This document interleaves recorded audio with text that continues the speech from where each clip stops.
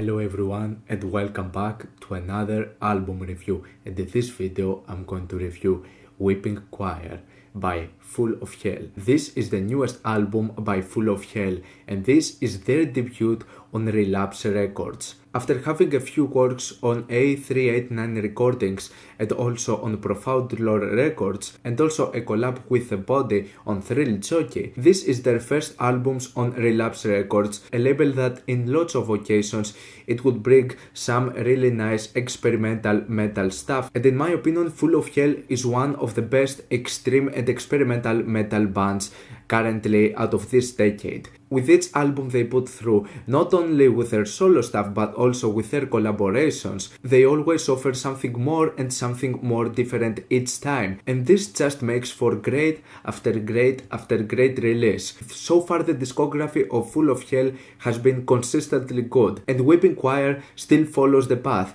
and this is another great album from a band that hasn't done a single bad album up until this point. What I can say for sure about this album from Full of Hell is that this is the heaviest and the most explosive thing they have ever released, and that says a lot considering that the band has already some intense and highly energetic albums in their catalog. So it's really surprising that after lots of heavy albums, this one in my opinion takes the cake, and it's by far the best in terms of production. So far all the albums from Full of Hell are very well produced, but this one goes to another level. I just love how intense, how heavy it is. This thing slaps hard and it doesn't sound all that rough at all. The production on this thing is so clean, is so pristine. It's really amazing how they pulled this off. Everything in this album sounds great, from the detailed drums on this thing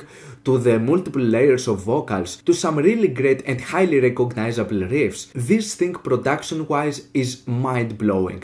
It sounds so good, it sounds so pristine, yet it keeps this energy and this rough and nasty approach that Full of Hell always take with their sound. Now when it comes to this thing as a full experience, this album is really short and straight to the point, only 24 minutes long and 11 songs. What is also great about this album, despite being that short, is that it goes to lots of different elements of extreme metal music. It doesn't really stick to a specific genre, which is part of the appeal of pretty much most of the releases of Full of Hell, is that they always experiment and go with lots of different directions of extreme metal music. But still I think this one, despite being one of their shortest works, is also one of their most varied ones. It has so many different styles and elements, and so it doesn't make the album sound boring or one-dimensional. And what's also good is that all of those different directions just fuse really well together, and each one of those is definitely very well executed. This album has pretty much anything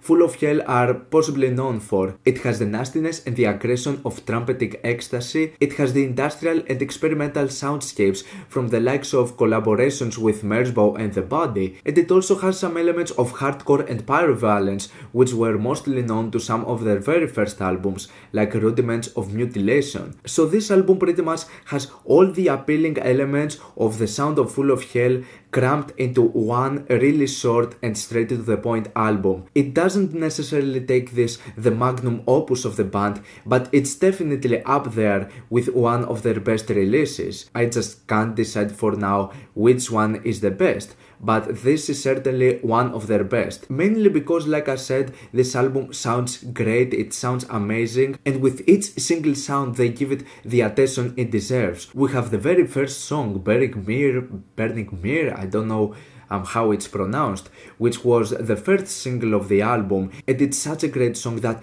instantly puts you to the tone of this album. It sounds really nasty, it's heavily aggressive, and I like that in the middle segment of this thing there is a riff reminiscent of something you would hear out of a black metal project. Another moment that definitely stands out for me is the song Rainbow Coil, which has this heavily distorted drums and noisy sounds. This is pretty much like a harsh noise song, even going to to a bit of a direction of like power electronics. One of the more experimental cuts of the album, definitely going into some of their directions with their collaborations with The Body and Myrrh's Bow. Despite being highly aggressive, this song serves more of like a bridge and a segue as a breath of fresh air from just the constant blast beats of the three previous songs. And what's also really great is that there is a nice connection in between the songs. The transitions are really great. For example, I love the transition from Rainbow Coil to Aria of Jewel Tears. It just keeps up with the same idea, with the heavily experimental drum pattern at the beginning, which is also brought up at the end of the song. Downward is also one of my favorite moments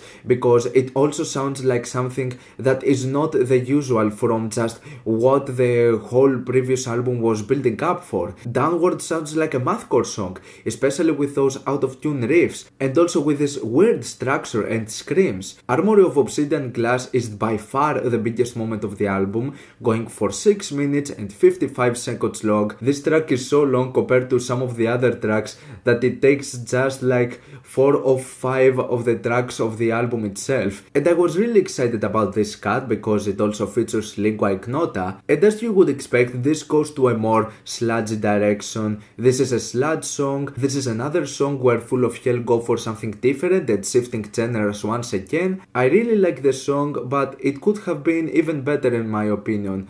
I wanted more out of it, and especially wanted something a little bit more from lingua ignota. Her feature was almost non-existent. It was just in a small, smooth and melancholic part, having some opera-style vocals, and going for just a short segment out of the second leg. And in my opinion, she could pull off an even better and more dynamic performance in some of the heavier moments of the song. And also for a sludge song, it's not all that impressive. It's still a really good song though, but I definitely hoped for even more from this song in particular. Then the album ends up with the last 4 and short tracks that just go with their constant blast beats. Angels Gather Here also have some of those experimental noise segments that I like, and there is also some great use of sampling at the end of this song, something that also happens with the second one, Haunted Arches. There are so many great things with this album, packed in only 24 minutes of material.